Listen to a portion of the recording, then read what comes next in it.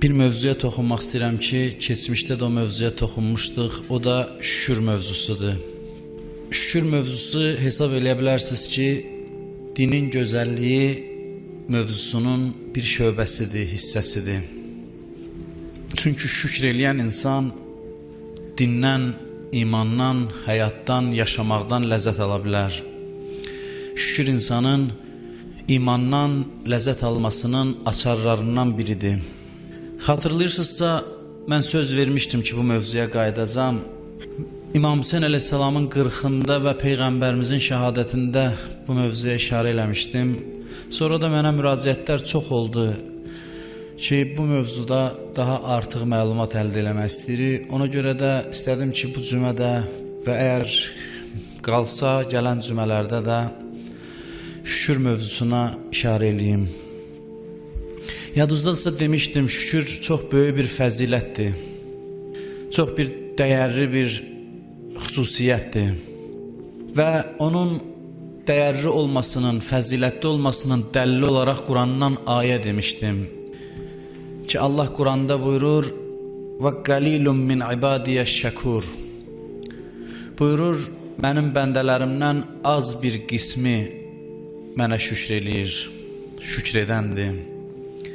Yəni bir şey ki, az insan eləyir, deməli o fəzilətli əməldir. Yəni hamıya qismət olmur Allaha şükr eləyən olsun. İnsanların çoxu nankordur, naşükürdür. Və bunu da yadınızda saxlamısınızsa, əgər bunu da qeyd eləmişdim ki, şükür özü bir fəzilətdir. Amma bütün başqa fəzilətlərdən bir fərqi var. Mən sözümün əvvəlində sizdən diqqət istəyirəm ki, bəzi məsələlər var, onu çatdıra bilim. Şükür özü fəzilətdir, amma başqa fəzilətlərdən onun bir xüsusi fərqi var. O da budur ki, şükür asan əldə edilən fəzilətdir. Çox çətin əldə olunmur. Məsələn, səbir fəzilətdir. Səbir. Amma çətindir, nəyəsə dözməlisən. Nəfslə mübarizə fəzilətdir. Amma çətindir. Özündən mübarizə aparmalısan. Asan ələ gəlmir. Şükür isə qəribəliyi bundadır ki, həm fəzilətdir, həm də asan əldə olunan fəzilətdir. Şükürü başqa fəzilətlərdən ayıran əsas xüsusiyyət budur. Yəni necə? Sual verirəm, şükür nədir? Şükürün sadə tərifini demək istəsək, şükür budur ki, insan əlində olanları görür, əlində olanları qabardır, əlində olmayanları kiçildir, azaldır əhəmiyyətini. Şükür budur. Şükür budur ki, insan nəyin var ona diqqət eləyir və gözü tox olur. Nəyin var? Sadədir. Yəni nə ibadət eləmək lazımdır, nə xüsusi, nəyəsə dözmək lazımdır. Mövcud əlində olan şeylər nə ki var, ona diqqət eləyən insan şükür eləyən sayılır. Demişdik, 2 növ psixologiya var. Bu stakan yarısına can su ilə doludursa, bunu psixologiyada bəhs edirlər. Deyirlər, 2 növ psixoloji tip var insanların. Yarıya qədər stakanı doldur. Biri deyəcək ki, stakan yarıya qədər doludur, digər deyəcək yarıya qədər boşdur. Din bizdən bunu istəyir ki, o dolu tərəfə baxaq sadəcə. Bu da şükür. Çox çətindir, xeyr. Nəyim var, fikrim həmişə onun yanında olsun. Heç sadalıyım və deyim ki, bax, gör nə qədər neymətlər var, verilib mənə. Nəyim yoxdunu qabartmayayım, nəyim var qabardım. Bax, buna deyərlər şükür. Ona görə ən qorxulu şey naşükürlüydür. Bilirsiniz niyə görə? Çünki bu qədər asan şeydə sən eləmədinsə, onda qorxulu vəziyyətdəsən. Həl nücazi illəl kəfur. Bunu da yadınızdadır. Deyir ki, məyər nankordan başqasına cəza veriləcək? Qəribə sözlərdir. Demir ki, günah eləyənlərə cəza veriləcək. Buyurur ki, nankordan başqasına biz əzab verərik. Yəni, nankorluqdan başqa əzaba düşməyə ikinci bir səbəb yoxdur.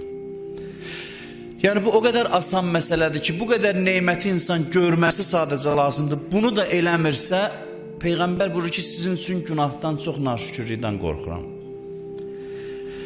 Naşükürlükdən çox qorxuram. Əzaba düşənlərin hamısı naşükürlüyə görə düşəcək. Günaha görə yox. Günaha tövbə eləyər, bağışlanar. Amma naşükürlük bir halətdir. Buna görə çox adam cəzaya düşəcək. Və şükür elə bir fəzilətdir ki, ən minimum həddə olan insanlar bu fəzilətə sahib ola bilərlər. Ən aşağı səviyyəli insanlar. Bu arifanə bir hissdir, şükür hissi. Ariflərin hamısı şükür halındadır. Eyni halda ən aşağı səviyyəli adam da sahib ola bilər buna. Ən aşağı səviyyəli adam deyəndə kimi nəzərdə tuturuq? Egoist insan, özünü sevən insan, mənfəətpərəst insan. Belədir. Özünü sevən, özü üçün yaşayan, öz mənfəətini düşünən egoist insanlar. Bu insanlar da bu fəzilətə sahib ola bilir. Başqa fəzilətə sahib olmaq üçün gərək içində mən hissini öldürəsən, mənəmsiliyi boğasan, xeyli əziyyət çəkəsən, amma şükür eləmək üçün bunların heç biri lazım deyil. Burada əksinə bir adam özünü sevirsə, mənfəətpərəstdirsə, elə mənfəətpərəstliyi onu şükrə vadar eləməlidir. Mənfəətpərəst adam da şükür eləməlidir. Nə üçün? Quranın bu ayəsi üçün. Bax, bu ayəni yadda saxlayın. Buyurur, لَاِنْ شَكَرْتُمْ لَأَزِيدَنَّكُمْ وَلَاِنْ كَفَرْتُمْ اِنَّ əzabi لَشَدِيدٍ. Buyurur ki, əgər şükür ilə söz artırarıq, nemətlərimizi artırarıq. Mənfəətpərəst adam üçün bundan gözəl nə söz ola bilər? Mənfəətpərəst istəyir, əlində olanı artırsın, Allah zəmanət verir. Buyurur, kim olursan ol, şükür elə mənə, mən nemətləri artırım. Cənnətdən, cəhənnəmdən danışmır. Başqa yerdə danışır, amma burada danışmır. Yəni, kim olursansa ol. Özdə qəribədir, bu ayədən əvvəl, bu ayənin əvvəlində belə buyurur, və istəəzzənə rabbukum. Quranda az işlənib bu söz. Azan sözü təəzzənədəndir. Yəni, Allah nida eləyir, fəryad eləyir. Biri var, qalə rabbukum, Allah deyir, buyurur. Bir də var, təəzzənə. Təəzzənə, yəni Allah fəryad eləyir, nida eləyir, car çəkir. Hamıya ümumi elan eləyir. Lə-in şəkərtum, lə-əzidənnəkum. Şükür eləyin, nemətləri artırım, çoxaldım sizin üçün. Ümumi bir bəyandır. Yəni, o qədər sadə məsələdir ki, Allah fəryad eləyir, deyir ki, bundan sadə sizə nə deyim? Bir dənə mənə çox sağ ol deyim, mən artırım. Buna görə bunu fəryad eləməklə çatdırır bizə. Mənfəətpərəst adamsız, özünüzü sevən adamsız, egoist insansız çox yaxşı. Eybi yoxdur yəni, çox yaxşı deyəndə eybi yoxdur. Bu mənfəətinizin səbəbindən Allaha şükür eləyin ki, bu nemətləriniz artsın. Mənfəətpərəst nə arzulayar? Pulum çox olsun, malım çox olsun. Bunu istəmirsən? Axirət mövzusundan danışmıram ki, لَاِنْ شَكَرْتُمْ لَأَزِيدَنَّكُمْ. Təşəkkür eləyin, nemətləri artırın, çoxaldım. Allah dünya pərəstlərə də müraciət eləyir. Biz deyirik ki, onlarla nə işin var? Onları bırax getsinlər, dünyaları ilə məşğul olsunlar, aludə olsunlar dünyaya. Amma Allahın işi hamı inandı. İndi birdən dünyapərəst insan, özünü sevən insan başladı şükür eləməyə. Nə olsun? Nə olacaq nəticəsi? Nəticəsi çox şey olacaq. Hər şey buradan başlayır. Allaha gedən yol buradan başlayır. Şükürün qəribəliyi bundadır ki, Allah ən minimum həddə olanları da şükrə dəvət eləyir. Və ən ali dərəcədə olan insanlardan soruşsun, Allaha niyə namaz qılırsan, deyir şükür eləmək üçün. Həm arifin, imamın, peyğəmbərin məqamıdır, həm sadə dünyapərəst insanların məqamı. Ən aşağı səviyyədə adama müraciət edir, deyir şükür elə, mənfəətin artsın, xeyrin çoxalsın. Allahı sevdiyin üçün yox, Allahın qabağında ədəb göstərmək üçün yox, özüvə xatirdə olsa şükür elə, eyb yoxdur, qəbuldur, özüvə görə. Formul, düstur təqdim edir, riyazi düsturlar var, Allah formul təqdim edir. İstəyirsənsə sərvətin çoxalsın, malın çoxalsın, sadəcə deyən Allah çox sağ ol verdiyivə görə, təşəkkür edirəm, minnətdaram sənə. Dünya istəmirsən, arzun dünyadır, gəl sənə verim. Nə ilə? əlində olanlara bir dənə şükür elə. Quru təşəkkür elə bəsimdir. Başa düşürsünüz nə demək istəyirəm? Bir dənə də ayə oxuyum. Bir dənə də ayə oxuyum şükür barədə. Buyurur ki, ma yef'alullah bi azabikum in şekertum. Buyurur ki, əgər Allaha şükür eləsəz sizi əzaba salmayacağam. Bu da ikinci dərəcəli adamlar üçündür. Birinci ən aşağı dərəcə dünyapərəstlərdir. Deyir, şükür eləyin, neymətinizi artırım. Onlara bir cür deyir. Şükür bunlara da aiddir. İkinci dəstə insanlar onlardan biraz yuxarıda, amma axirət əhlidirlər, amma ən minimuma qane olurlar. Yəni cəhənnəmdə yanmasam bəsimdir. Bu ikinci dərəcədə adamlardır. Deyir, cəhənnəmə, cənnətə gedin bəsimdir. Cəhənnəm olmasın bəsimdir. Bu ən minimum həddə olanlardır. Onlara da müraciət edir, onlara da təzmin edir, zəmanət verir ki, əgər şükür elə söz, cəhənnəmdən amandasız.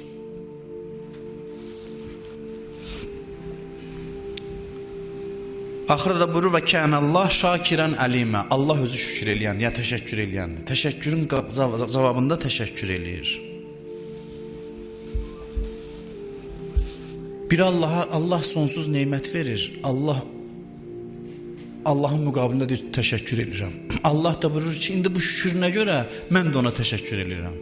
İlahi, axı bu sənə neyniyib? Böyük bir iş görməyib. Sən ona vermirsən, o da deyib, çox sağ ol. Sağ ol ki, verdin. İndi təzdən deyir ki, bu sağ oluna görə də əlavə verəcəm. Çünki o mənə təşəkkür elədi, mən də təşəkkür edirəm ona. Və deyir ki, şükür eləyənə də əzab verməyəcəm. Dünyapərəstlərə deyir, şükür eləyin, artırım. Cəhənnəmdən qorxanlara deyir ki, sadə yol deyirəm, şükür eləyin, cəhənnəmə getməyin.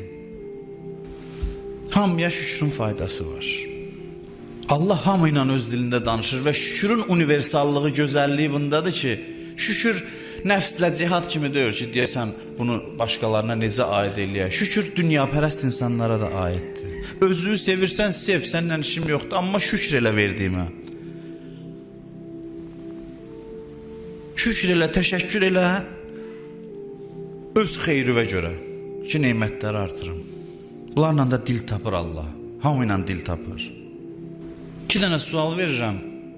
Vaxt mən üzr istəyirəm, gec gəldim, məndən asılı olmadı, yol bağlıydı, gecikdi deyə. Çalışım, yığcam, danışım, mövzu da genişdir. Bilmirəm necə çalışım ki, onu yığcam şəkildə danışım. 2 sual verirəm. O sualın ikincisindən cavab verirəm, sonra birincisini axırda vaxt çatsa ona cavab verir. Olmasa qalar gələn həftəyə.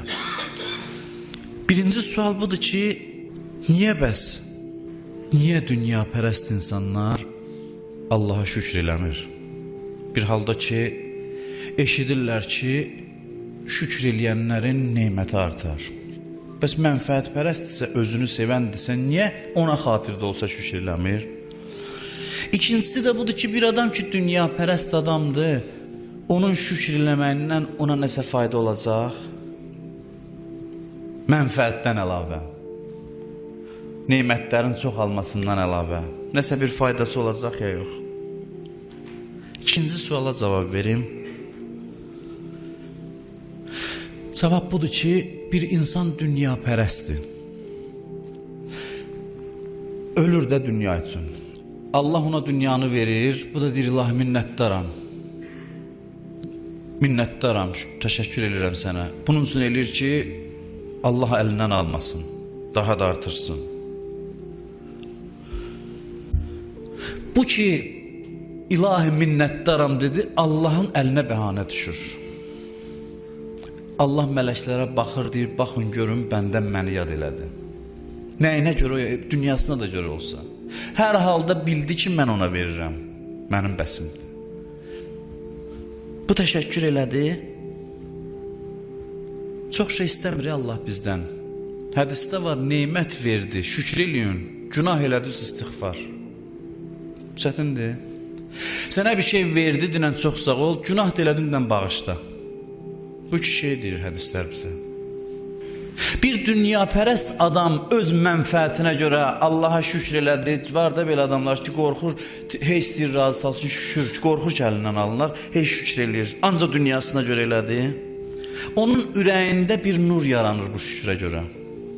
Allah gör necə ovlayır adamları. Onun ürəyində bir nur yaranır. Dünyasına görə də olsa Allahı yad elədi. Allaha diqqət elədi bir anlıq. Bir zərrə nur yaranır. Allah o nura istinad eləyir, onun qəlbini nura bürüyür, yavaş-yavaş hidayət eləyir. Da dünya pərəst olmursa bax. Olur axirət pərəst. Bir dənə ədəb göstərdi Allaha, təşəkkür elədi. Allah dərhal əlindən tutur, çəkir öz yoluna. Deyir, yox, dünyasına da görə olsa, başqa dünyasına görə olanlar var ki, bu ki bildi mən verirəm, bəsimdir. Bir şey, bildi ki mən vermişəm. Və yoxdur, dünyasına da görə olsa məni yad elədi, mənə minnətdarlıq elədi. Mən də onun qəlbini islah eləyəcəm. Görsən, nə qədər asan yoldur Allaha gedən yol. Ruh qəribə bir varlıqdır. Allah da qəribə davranır insanlarla. İnsanın ruhunda bir dənə fəzilət olsa, qalan ruhun hər şeyi ölmüş olsa, bir dənə diri bir şey saxlasa, o bir dənə diri şey səbəb olur ki, bütün o yatmış fəzilətləri oyatsın. Allah belə bir xüsusiyyət qoyub ruha.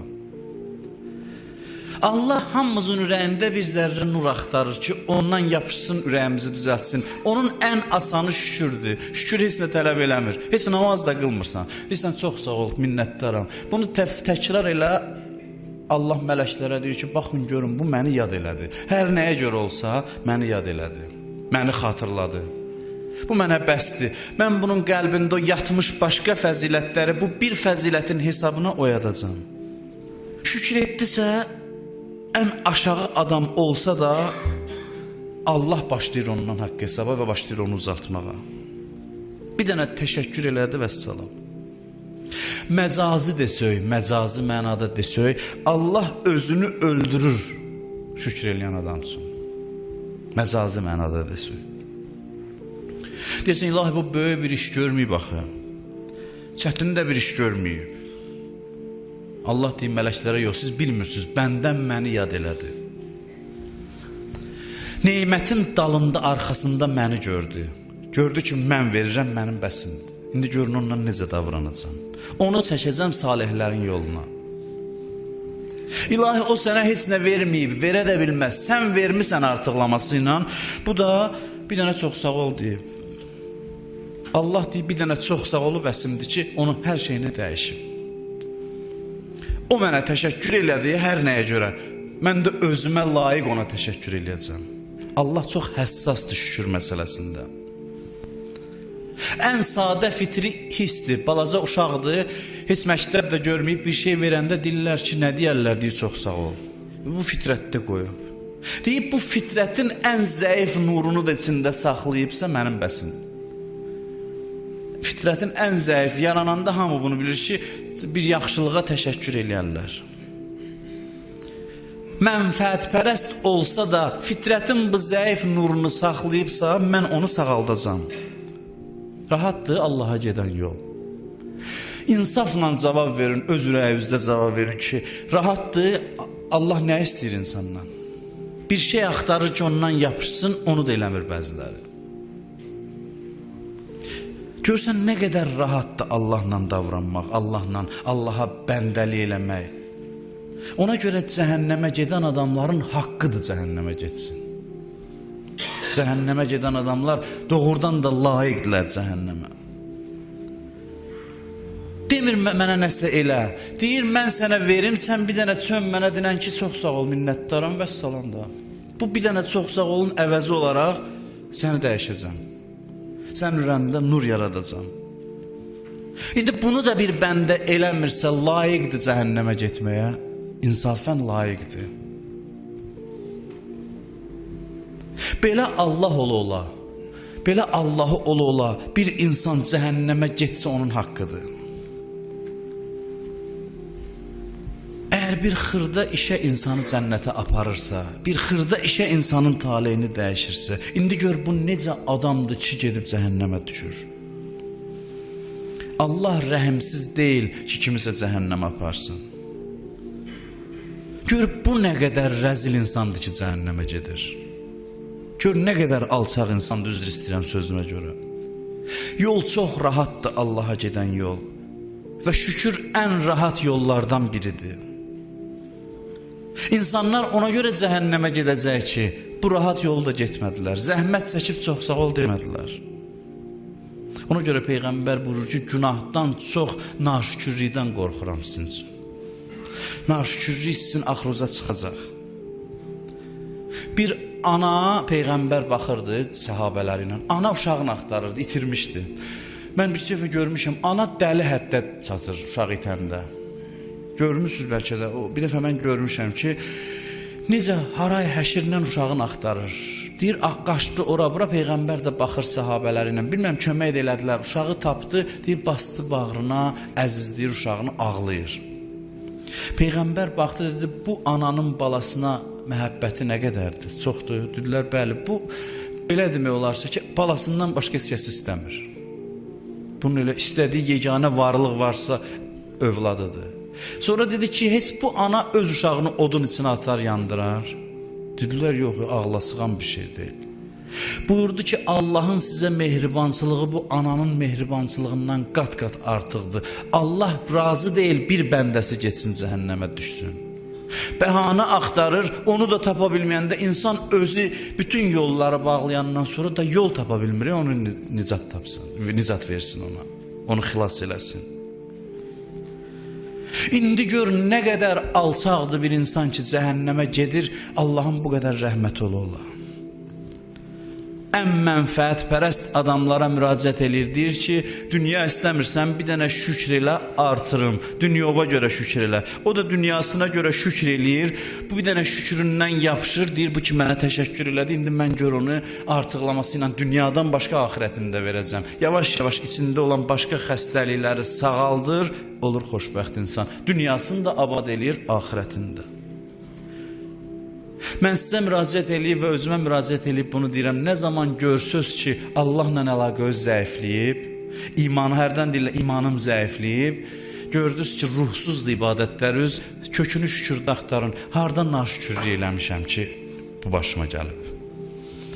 Harada olub ki, Allahın neymətini görməmişəm, bu başıma gəlib? Çünki ən aşağı adam da şükür eləsə, Allah başına sığal çəkəcək. Allah onu hidayət eləyəcək. Allah deyir, şükür elədi, mənim də boynumda təşəkkür eləməkdir. Həl cəzaul ihsan illəl ihsan. Ər-Rəhman surəsində. Yaxşılığın cavabı yaxşılıq deyilmi? İlahi, bu sənə yaxşılıq eləməyib, bu sadəcə çox sağ ol deyib. Eybi yoxdur, o mənə təşəkkür eləyibsə, mən də əvəzində təşəkkür eləyərəm. Zorla cənnət aparır. Özü də belədir, övliyaları da belədir. Bugün xanım Zeynəbin mövlud günüdür. Mən bir neçə yerdə istəyirəm Kərbəlaya işarə eləyək. Xanım Zeynəbdən də danışanda şad gündə də nəsə Kərbəla yada düşür. Kərbəla hadisəsi yada düşür.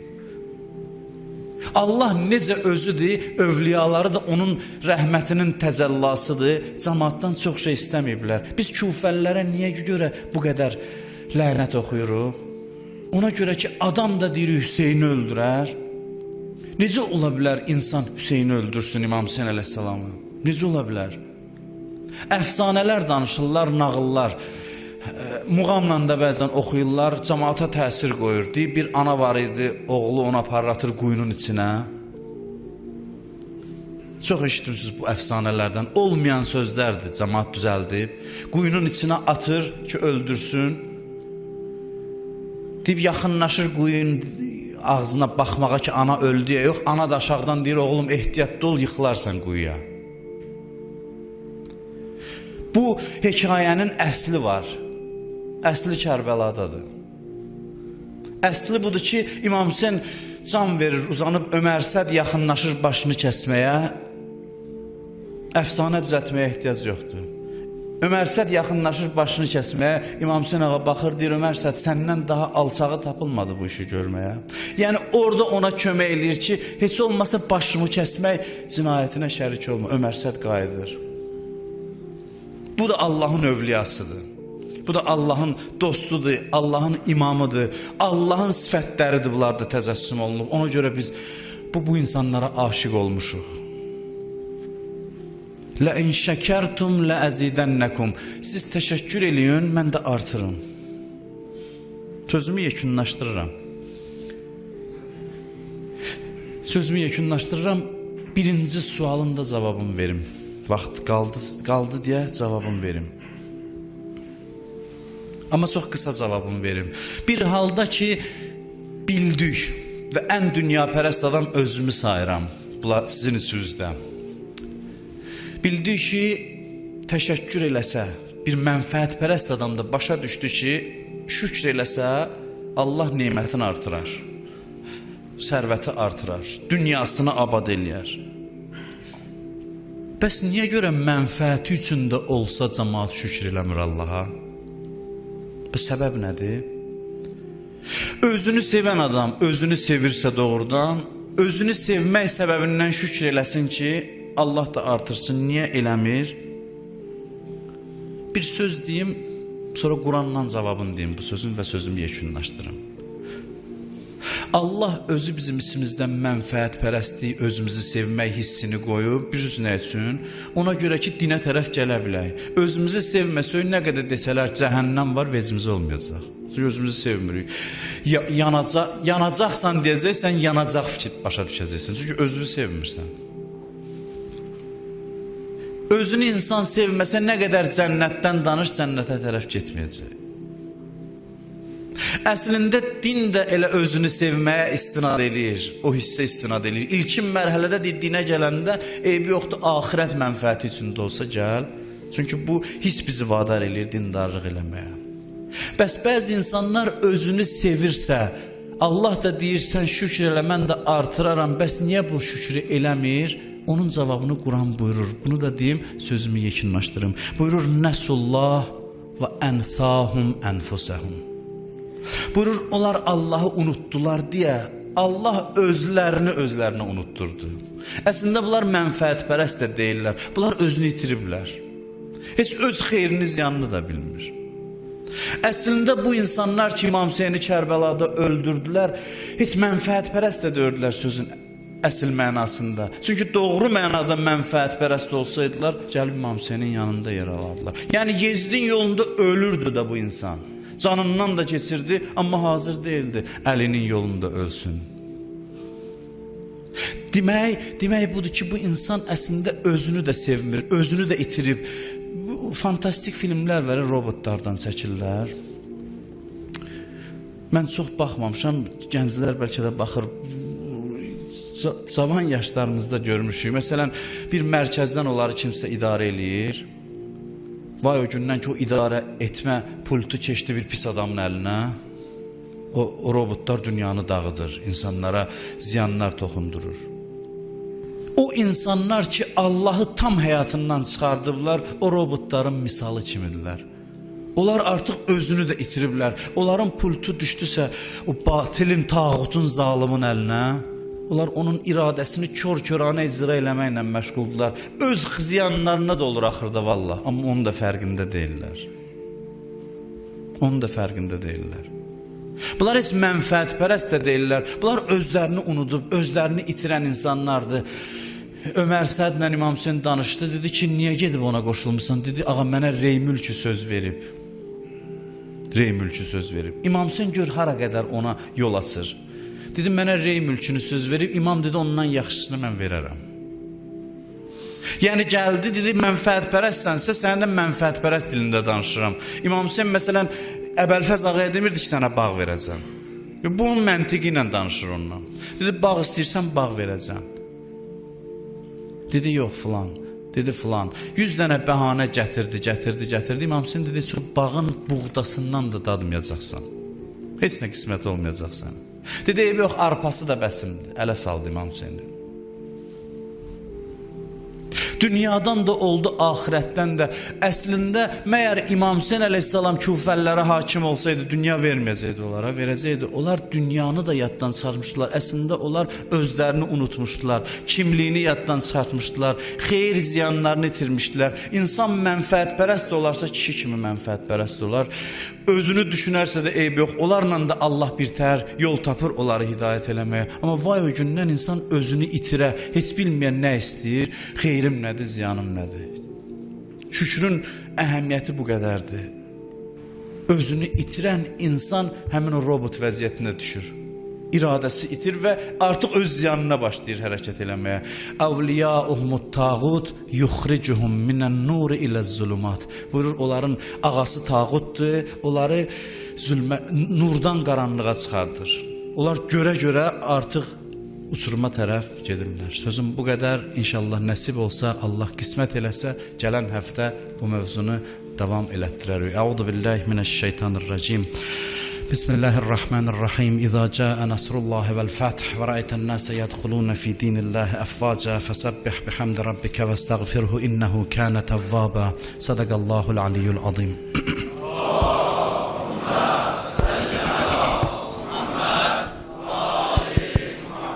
Xutbənin qəlblərimizdə təsir olmasına, hacətlərin, müşküllərin rəva olmasına, xəstələrin, ümumən xüsusən nəzərdə olan xəstələrin şifa tapmasına, Həzrət Əli əleyhissalamın müqəddəs və pak olan ruhuna salavat deyək.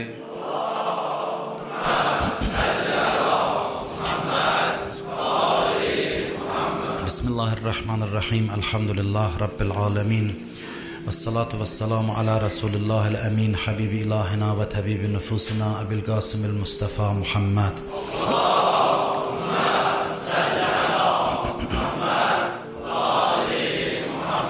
Ve ala Aliyin emiril mu'minin ve ala Fatimetiz Zahra ve ala'l Hasan ve'l Husayn ve Ali ibn'l Husayn ve Muhammed ibn Ali ve Cafer ibn Muhammed ve Musa ibn Cafer ve Ali ibn Musa ve Muhammed ibn Ali ve Ali ibn Muhammed ve'l Hasan ibn Ali ve'l Hüccetil Qaimil Mehdi.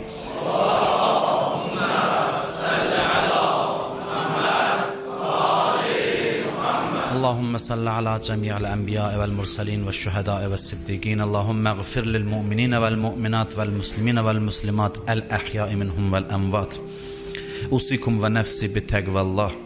Quran-ı Kərimin bu ayəsini oxuyub namaz barədə danışmaq istəyirəm. Bugün namazın əhəmiyyəti barədə danışmaq istəyirəm.